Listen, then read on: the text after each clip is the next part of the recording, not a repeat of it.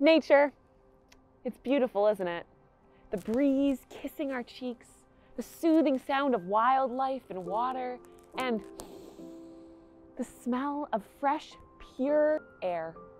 As planners, we have the responsibility of designing, shaping, and transforming our cities and communities, which doesn't just refer to the built environment.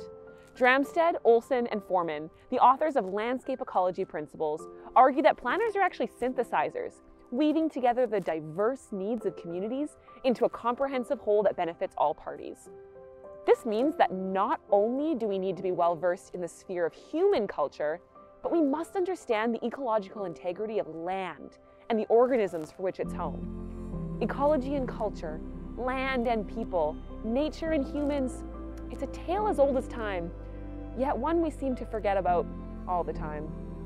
Before we launch into the juice of this topic, some context. This book was written as a cohesive, succinct response to the rapidly growing field of landscape ecology in the late 90s, although the term landscape ecology had been coined by a German geographer, Karl Troll, way back in 1939. Things really started to pick up for the field in 1967 with MacArthur and Wilson's release of their book, The Theory of Island Biogeography. Keep in mind that only 5 years before this, in 1962, Rachel Carson's groundbreaking book, Silent Spring, persuasively advocated for humans working with nature rather than against it, particularly in the context of pesticides. The International Association for Landscape Ecology was then established in 1982, further solidifying the field and its theories as global cities rapidly grew and grappled with accompanying worldwide environmental concerns. The three authors of this book were all well-versed as planners, scientists, and academics, synthesizing the vast body of knowledge into a comprehensive format we all get to enjoy today. The theory of landscape ecology ultimately centers around the relationship between ecological processes and ecosystems, or in the planning context, the integration of nature and humans. Let's adventure together and discover exactly how to implement landscape ecology principles in your planning practice today. That's right, folks. This theory is composed of 4 simple principles: patches, edges, corridors, and mosaics. The only thing missing from this equation is you. So let's get into it. The first key component of landscape ecology is patches.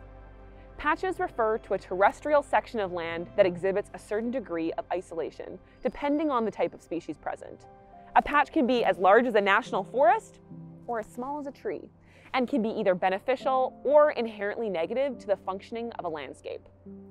I'm in a park here in Kitsilano. It's an example of a beneficial patch in this community, but this landfall could have a negative impact on a sensitive adjacent wetland. Patches are surrounded by edges and boundaries, where the environment is significantly different from the interior of the patch. This structural diversity can be vertical, horizontal, serving as a key buffer between the patch and the outside forces. These edges are also diverse, offering rich opportunities to use this transition zone in our designs and plans. You can clearly see the difference between natural edges, curvilinear, complex, soft, and human-made edges, which are often straight, simple, and hard. Planners can really take a page out of nature's book here, as less abruptness leads to more diversity and circulation of all species, all of which are very good things. Now, planners must recognize that these patches are not as effective in a silo. Corridors are critical principles of landscape ecology, acting as connectors and even barriers or filters to species movement. In North America and around the world, we have this intrinsic tendency to slice things up so they make sense. We see this in grid patterns throughout many cities, so many of which use patches of parkland and wild space as decorative, tokenized features without any notion of connectivity between them. Famous, successful local corridors include the Arbutus Greenway, the Seawall, or this corridor of parks and greenbelts in North Vancouver. One kind of corridor is also stepping stones, which are small patches within effective visual distance. Rivers and streams are another form of corridor of exceptional significance. Finally, it all comes together with mosaics, aka networks of all the features we chatted about today. A key component of the ecological health of a landscape is the overall connectivity or network of the natural systems. Connectivity refers to patches linked by corridors, which we've gone over, And circuitry refers to the degree to which loops or alternate routes are present, which increase overall efficiency of movement. This intersection of natural vegetal corridors is where you can find high species richness and lower rates of extinction because connected ecosystems are resilient ecosystems.